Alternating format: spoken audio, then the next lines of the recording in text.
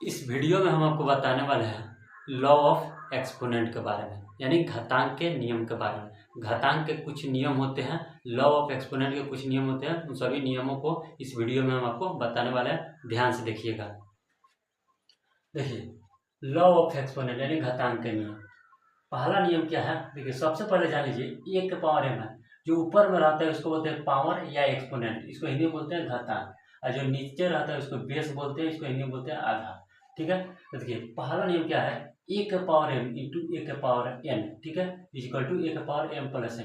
तो ध्यान दीजिएगा, बेस सेम होना चाहिए। ठीक है, बेस सेम होना चाहिए, पावर सेम हो या नहीं हो उससे कोई लेना देना नहीं, बेस सेम होना चाहिए। यदि आपका बेस सेम रहता है तो पावर बेस को लिखेंगे और पावर को जोड़ देंगे। ठीक है, चलिए एग्जांपल क्या है, एग्जांपल देखते हैं।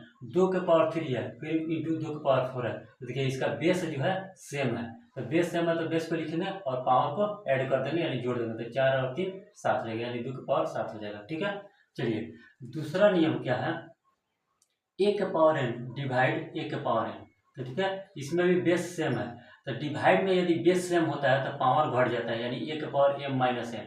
चलिए एग्जांपल के देखते हैं।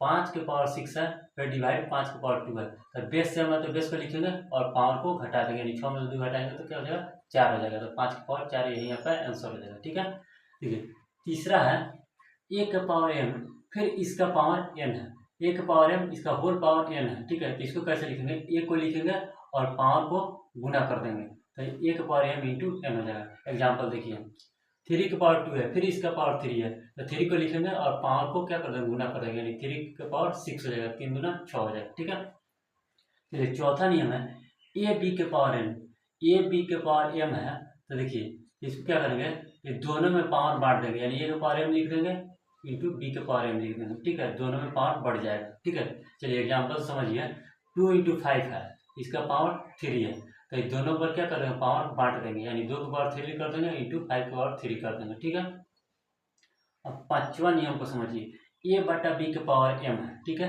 ए बटा बी के पावर m है, तो इसको कैसे लिखेंगे, यानी ए के पावर m और बटा बी के पावर n कर देंगे।